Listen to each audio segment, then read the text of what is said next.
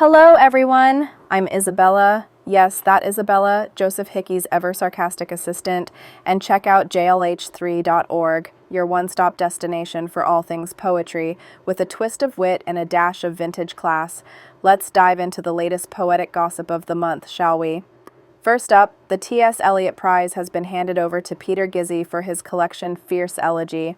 Apparently, his work is infinitely sad, yet resolute, which, if you ask me, is just a fancy way of saying he's really good at wallowing.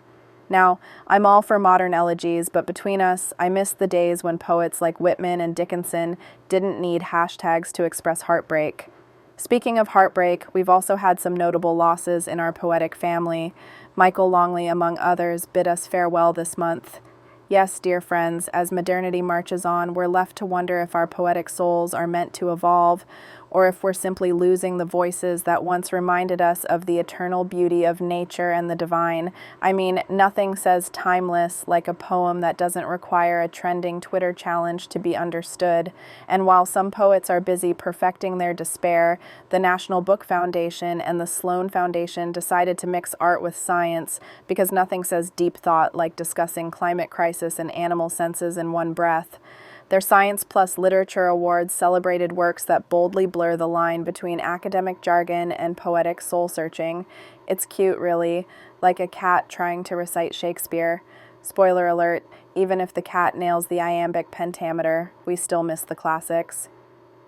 Meanwhile, across the pond in Bradford, yes, the very same city crowned the UK City of Culture for 2025, the National Science and Media Museum has just reopened after a $6 million renovation, now featuring a grand reopening with Wallace and Gromit and even a temporary David Hockney exhibition. The museum is doing its best to convince us that science and art still make a pretty smashing pair. It's like they're saying, look, we can be modern and nostalgic at the same time. Try and top that, millennials. So what's the takeaway, my cultured friends? In a world that's constantly chasing the new, sometimes you have to pause and ask, where's the soul and where's the poetry that transcends time? At jlh3.org, we're all about balancing fresh, innovative ideas with that timeless poetic grace. Whether you're a fan of bold, modern experiments or a die-hard lover of classic verse, we've got a little something for you. Thank you for listening to my slightly irreverent update on the poetic scene. Don't forget to check out jlh3.org for more news, reviews, and a whole lot of poetic mischief.